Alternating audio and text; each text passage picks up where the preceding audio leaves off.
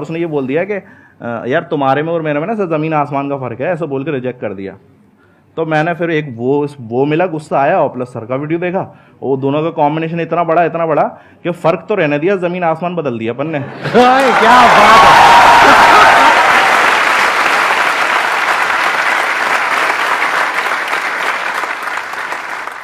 Couple अकेले में romance कर रहा होता ना, उसमें लड़की कहती छोड़ो कोई आ रहा, शायद वो कोई मैं हूँ।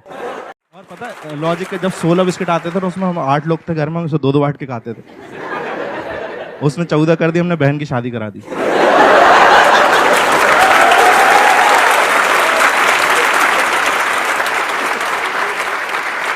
तो उसने 12 करे, हमने भाई को दुबई भेजा काम करने। एक दिन अफवाड़ गई कि 10 होने वाले, फिर दादी की दवाइयां छुपाई।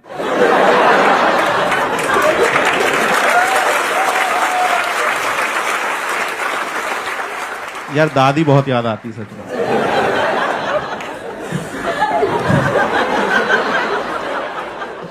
Let's give an energetic and warm welcome to the one and only Haseeb Khan.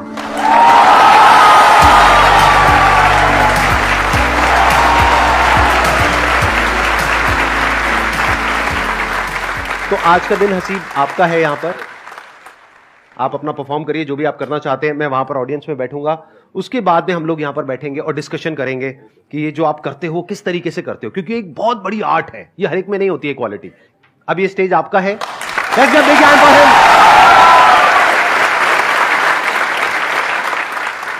तो देखो तुम लोग काफी टाइम निकाल के, और संदीप सर काफी टाइम निकाल के आए, लेकिन मैं लाइफ में बहुत ज्यादा वेला आदमी रहा हूं। हाँ मतलब मैं इतना वेला हूं, ऐसा कोई कपल अकेले में रोमांस कर रहा होता ना, उसमें लड़की कहती छोड़ो कोई आ रहा, शायद वो कोई मैं हूं।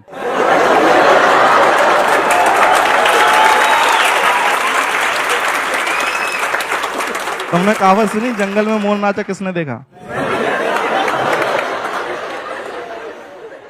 कितने लोग मिडिल क्लास फैमिली बैकग्राउंड से? अच्छी बात है, तुम लोगों को पता है that you are from middle class. दिक्कत उनके साथ आती है जिनको नहीं पता होता। हाँ यार बहुत से लोगों को नहीं, जैसे मेरे को मेरा खानदान समझ में नहीं आ रहा कि ये कौन लोग हैं जो भूखे भी नहीं मर रहे और स्प्लेंडर भी नहीं खरीद पा रहे हैं।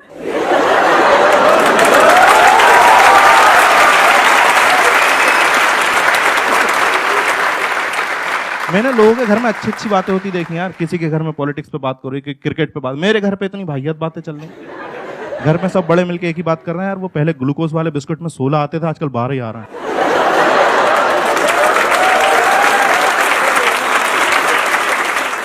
और पता है लॉजिक के जब 16 बिस्किट आते थे, उसमें हम 8 लोग थे घर में, उसे 2-2 बांट के खाते थे। उसने 14 कर दी, हमने बहन की शादी करा दी।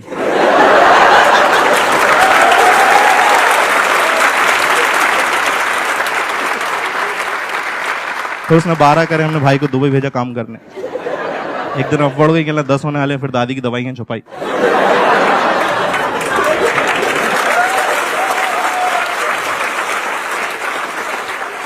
यार दादी बहुत याद आती सच में।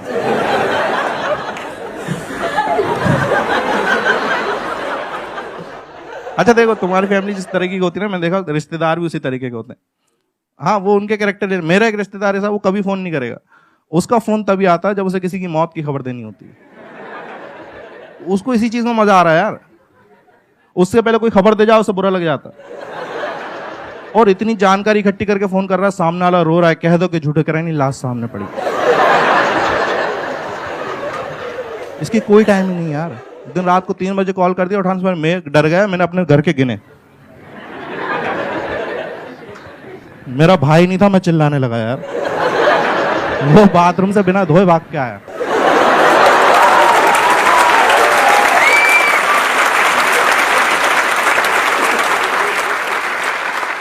इसी से पता चल जाता है घर वाले किस तरह से ट्रीट कर रहे हैं, कि किस बैकग्राउंड हो। जैसे तुमने देखा कि आजकल के बच्चे जब रोते हैं ना, तो उनके लिए खिलौने आ गए, जो रिमोट कंट्रोल कार। मेरे घर पे पता नहीं, उनका लॉजिक ही अलग। मैं रो रहा हूँ, मम्मी पता क्या कर रही, किचन में गई, कटोरी उठाई, जमीन पे मेरे सामने ऐसे दिखा के घुमा दी। और मैं गधा हर बार चुप हो रहा हूँ देख के। मेरे भाई को बैडमिंटन खेलने का शौक था यार, उसे इन्होंने कुकर के ढक्कन से खिलवाया, और सिर्फ 7 बजे तक खेलने देते थे उसे। कहते थे आगे दाल चढ़ेगी। अच्छा कितने लोग यहाँ पे सिंगल हैं? हाँ देखो, मेरे को तुम्हारा कुछ करना नहीं है, बस मुझे देख कर अच्छा लगता है।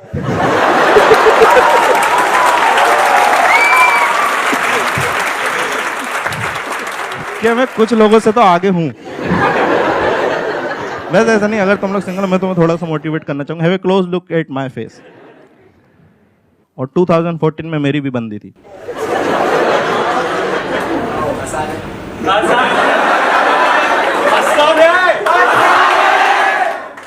सर ने आसान है बोला, बन गई।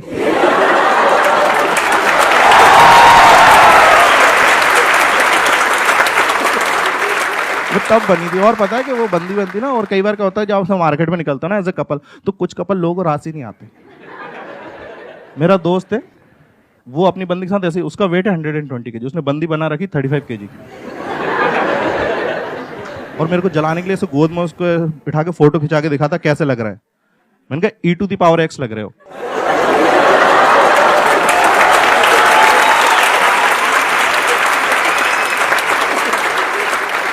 ये अलग लेवल होता है प्यार का।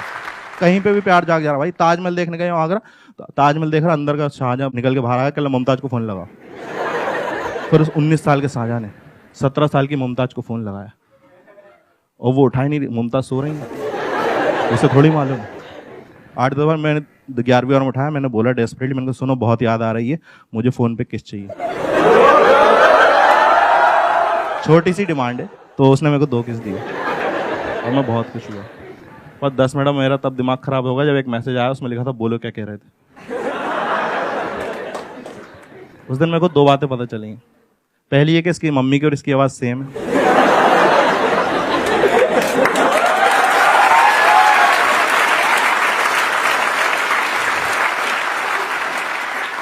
और दूसरी है कि इनका खानदान कुछ ठीक नहीं है।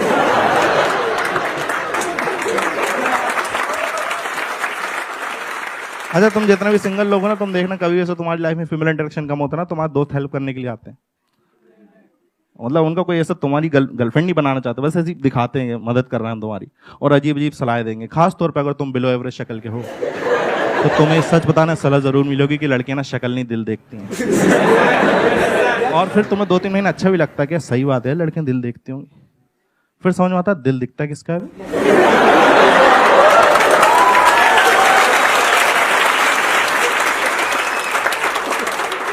यार heart is an organ which is inside your body. It's not like कि तुम कहीं खड़े हो, 2-3 लड़कियां आ रही, तुमको गधा समझ रही हैं, सब देख के तुम्हारे हार्ट को बुरा लगेगा और बाहर आ जाएगा, hi chicks look at me, I am a very nice heart. नहीं होता भाई ऐसा। और हार्ट इतनी अच्छी चीज है, उसे अंदर क्यों रखा हुआ है? कहते हैं 80% लोगों का दिल अच्छा होता है, उसे बाहर निकालो ना यार। इन्हीं 80% लोगों की शक्लें खराब, अंदर डालो उसे। और मैं दिल की बात कर रहा हूं, तुम सब गधे ये वाला शेप सोच रहे होगे। क्या है भाई ये हार्ट का शेप होता ही नहीं है। रियल हार्ट का शेप सोच लो तो प्यार नहीं आता अंदर से। इतना घटिया लगता है ना वो लगता है शादी में लगे जनरेटर की तरह।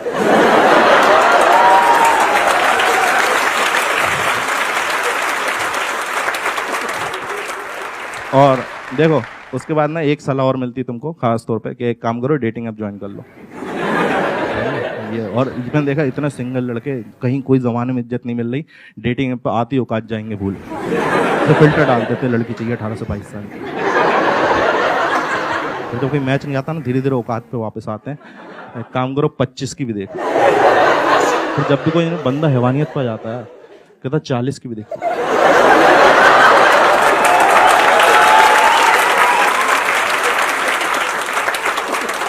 और मेरे इतने नखरी नहीं भाई, मैं डेटिंग पे सीधा से लिखता हूँ लड़की चाहिए वो भी जिंदा।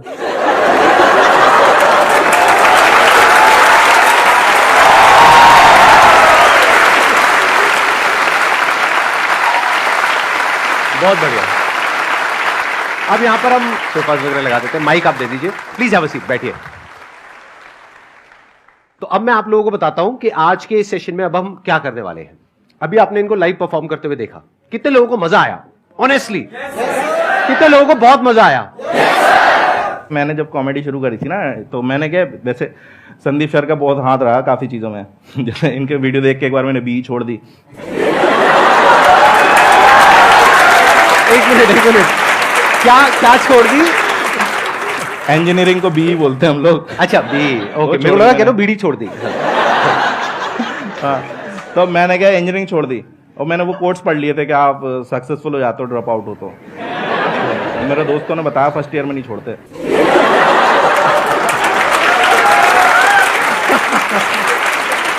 अच्छा, आप कॉलेज ड्रॉप आउट हो? हाँ, मैं दो कॉलेज से निकला हूँ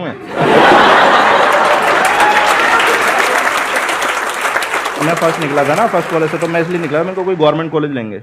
अब पता चला कि मिल तो गया लेकिन अब समझ में नहीं आ रहा, वहाँ कुछ निकल ही नहीं रहा, कुछ समझ में नहीं आ रहा, तो थर्ड ईयर में वहाँ से भी छोड़ दी। और ऐसा नहीं, मैंने सबसे मतलब पूरे 3 साल के कॉलेज में एक सबसे अच्छा काम करा था, कॉलेज की वेबसाइट बना दी थी मैंने। वो दिक्कत ये थी, उन्होंने कहा नहीं था बनाने को।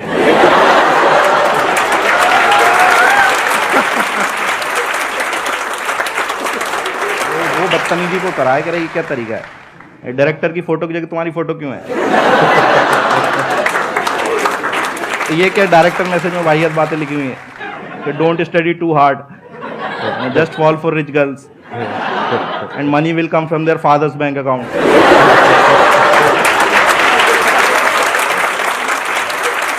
लेकिन संदीप सर का वीडियो देखा था और उसके बाद क्या हुआ कि मैं इनका एक वीडियो आया था सर का, जनवरी में आया था 2018 में, और उस टाइम पे अपन फालतू घूम रहे थे कि भाई कुछ करने ही नहीं, समझ में नहीं आ रहा। तो सर ने उसमें ये बात कही थी कि आप ना उसे उलझे हुए रहते हो लाइफ में, तो आप ऐसे 5-6 दिन का ब्रेक लो और कहीं पे वो पहाड़ों पे चले जाओ या कहीं टेरेस पे चले जाओ या कहीं पे ऐसा सोचो तो कि और वहाँ से क्या होता है। फिर उन्होंने कहा था कि आप देखते हो ना तो बाकी की दुनिया बहुत छोटी लगती है, आपकी प्रॉब्लम फिर ऐसा लगता है इतनी बड़ी भी नहीं है प्रॉब्लम मेरी। तो मैंने वही करा, हमारे इधर वो पहाड़ में चला जाता था। अब मैं सोच रहा हूँ मेरे को करना क्या है। अब वहाँ पे क्या वो जगह सही नहीं थी थोड़ी, वहाँ कपल्स आते थे, उनके ये अकेले को बैठा हुआ है।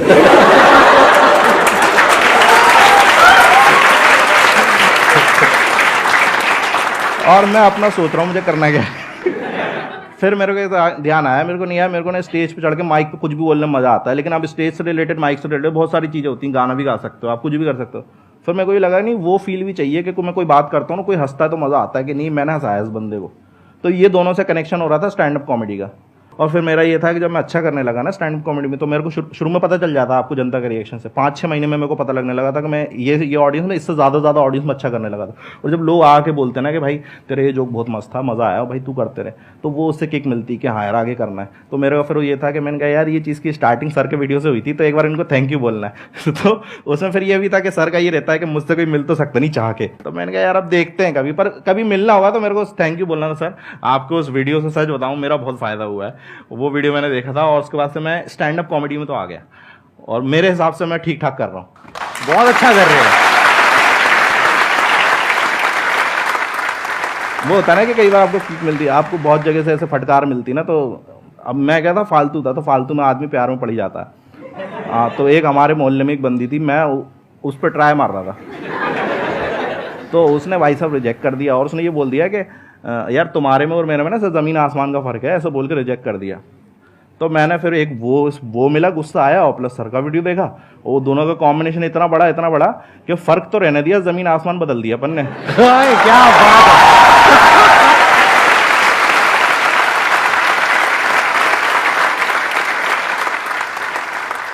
सर मेरा क्वेश्चन ये है कि स्टेप्स क्या हैं स्टैंड अप कॉमेडियन बनने के?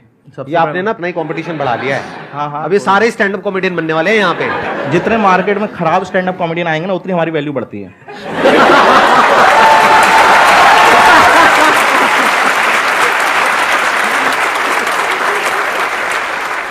वो एक मीम है ना, गजब बेइज्जती है। अगर मैं आपके कंपटीशन में स्टैंड अप कॉमेडी में आना चाहूं, हाँ तो आप क्या कहना चाहेंगे? सर आइए सर, और हमें मज़ा आएगा क्योंकि मुझे पता है स्टैंड अप कॉमेडी की रियलिटी और सबसे अच्छा मज़ा पता है। तो लोग मेरे जोक्स पे हंसेंगे, मुझ पे हंसेंगे अगर मैं आ गया तो? मैं बता रहा हूँ सबसे अच्छा है कि स्टैंड अप कॉमेडियन को मज़ा कब आता है, जब दूसरा स्टैंड अप कॉमेडियन खराब करता है। भाई क्या हंसी आती है, उसके चेहरे पे मौत फैली हुई है कि कोई हंस नहीं रहा और हमें लगा रहा है ये देखो अब आएगा मजा। और इतने खुश, मतलब कोई कॉमेडियन अगर उसको हम लोग बॉम्ब होना कहते हैं, अगर उसके जोक्स नहीं चल रहा है तो कोई बंदा बॉम्ब हो रहा है ना, तो उससे ज़्यादा मज़ा कहीं नहीं है। देखो सबसे पहले तो ये है कि आपने स्टैंड अप कॉमेडी करनी है तो सबसे पहले तो अपना काम धंधा नहीं छोड़ना है आपको, कि ये नहीं कि मैंने आज ही छोड़ना जो कर रहा हूँ मैं ये था कि मैं जब कॉमेडी करता था ना तो कॉमेडी से एकदम से पैसा नहीं आता। अगर आप फॉर एग्जांपल उसके साथ सोच रहे हो उसको करियर बनाने के तो उससे एकदम से पैसा नहीं आता। और स्टैंड अप कॉमेडी में पैसा लगता बहुत है शुरू में, कि भाई आपको ट्रैवल करना, जैसे आपको फॉर एग्जांपल ओपन माइक करना है, आपने 5 मिनट लिखे, अब आपको ट्राई करने जाना है कहीं पे कि भाई मेरे को पता तो चले ये मुझे ही फनी लग रहा है, इन सबको भी फनी लग रहा है, पता चला तुम्हें फनी लग रहा है, स्टेज पे गए और वहाँ पे कोई हंसी नहीं रहा, अब आप वहाँ जाओगे भाई, आपका ट्रैवल का भी लगेगा, ठीक है। तो एक ओपन माइक तो करना नहीं है, और मैं बता रहा हूँ मैंने 150-200 करे हैं। यहाँ पे लोग 500-500 कर लेते हैं एक साल में, इतना है दिल्ली में, और करने ही पड़ते हैं, मतलब उसके अलावा कोई ऑप्शन ही नहीं है। तो मैंने 4 साल में फॉर एग्जांपल ये मान के चलो अपने स्टैंड अप कॉमेडी में, जब तक मैंने अपना वीडियो रिलीज नहीं करा था, मैंने 3.5 से 4 लाख रुपए खुद से लगा दिए थे उस शॉप से कमा के। हाँ, ये बात अलग है जब वो वीडियो आया था इतना चला कि वो उसने 1 महीने में कवर अप कर दिया उसका, लेकिन आपको शुरू में लगाने पड़ेंगे। तो कभी भी उसमें मत जाना कि यार बहुत मजेदार आर्ट फॉर्म होती है, तो पहले तो कुछ ऐसा काम करते रहना। प्लस बस ये है कि आपको जब लोग आके बताने लगे कि आप अच्छा करते हो, तो आपको खुद ही मजा आने लगता है, और आपको नहीं बताने लगे तो भी समझ में आ जाता है कि आप तो नहीं करनी है। तो कहीं कहीं पे कुछ चीज़ों को छोड़ना भी पड़ता है। कुछ मैंने स्टैंड अप कॉमेडी से लेकर 4-4, 5-5, 6-6 साल से कर रहे हैं, उनको जोक तो आज भी हंसी नहीं आ रही, लेकिन वो जस्ट बिकॉज कि नहीं मोटिवेटेड रहना, अपना करियर बिगाड़ लेना। अरे कहीं कहीं समझ भी जाओ, थोड़ा रहम भी तो करो ऑडियंस पे। मेरे से एक बंदा बहुत पूछता था कि भाई कॉमेडी करनी है, मैं उसको समझा रहा हूँ और वो समझ ही नहीं रहा। मैं कह रहा हूँ ऐसा ऐसा कर ले, कह रहे ये तो पता है मेरे को, आप तो ये बताओ। फिर दूसरा ये तो पता, और वो 6-3 महीना उसको ऐसा समझाया ना कि वो कॉमेडी छोड़ के केक बनाता है आजकल।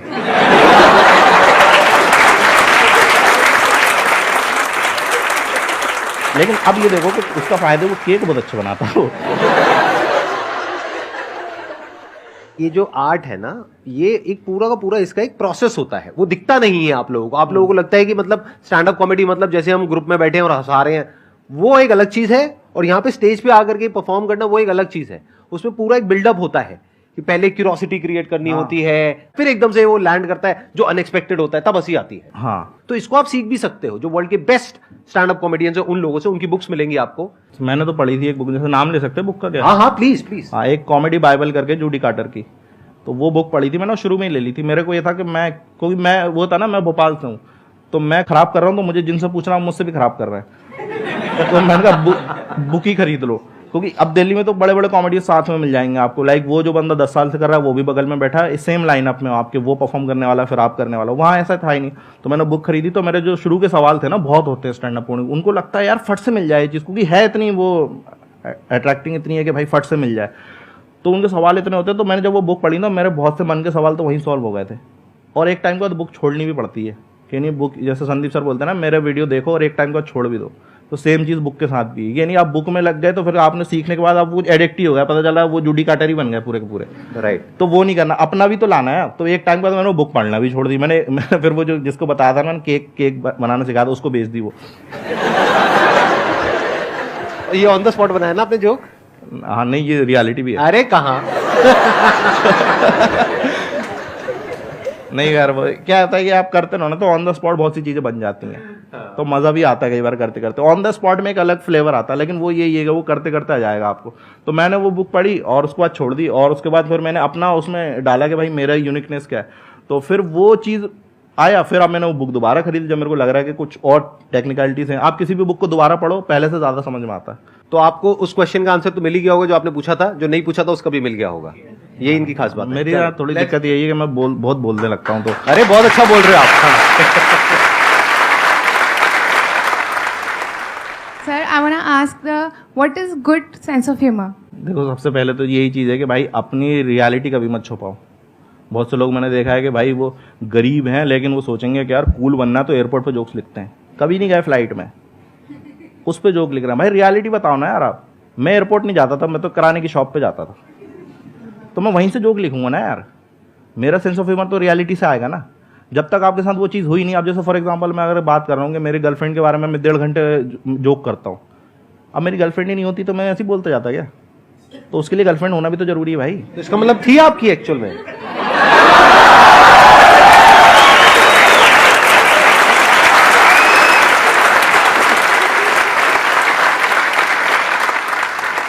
कहाँ थे अपन? हाँ, तो वो वही, हाँ। तो जो उसके साथ हरकत हुई ना, अब उसके साथ जैसे घूम रहा बंदी के साथ ऐसे ही होता है। आप घूमने जा रहे हो तो अजीब अजीब हरकत। अब क्योंकि मेरे साथ वही है, मेरे जब भी मैं इतना डिमोटिवेट हो जाता था, मेरे को पता था, मेरे को ऐसा लगने लगा था एक टाइम के बाद कि प्रपोज का मतलब ना ही होता है। और मैं तैयार रहता था उसके लिए कि ना होगी तो क्या करना है। संदीप महेश्वरी के वीडियो देखने हैं।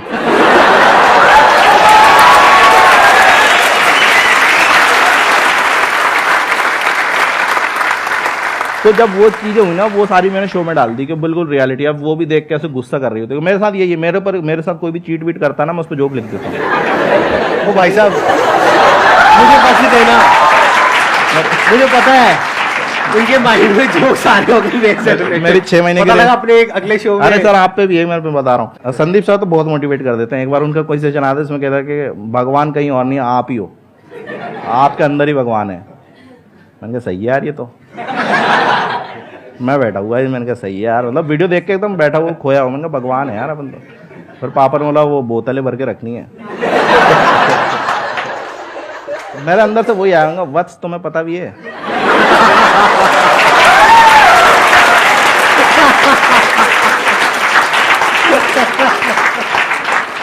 कि तुम किससे बातें कर रहे हो।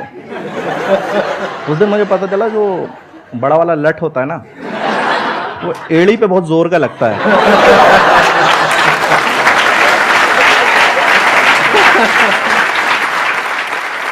Thank you so much Haseeb अरे। For coming, it means a lot to me and to everybody in the audience. हम सबको आपसे बहुत कुछ सीखने को मिला और मजा तो आया ही आया। मजा आया नहीं आया? Yes or no? तो आगे भी ऐसे ही मजा आता रहेगा, अलग अलग गेस्ट आएंगे यहाँ पर। मेरे को ऐसे मिलके थैंक यू बोलना था, मेरे को ये नहीं पता था मैं गेस्ट ही आ जाऊंगा, तो मेरे को बहुत अच्छा लग रहा है। Thank you so much.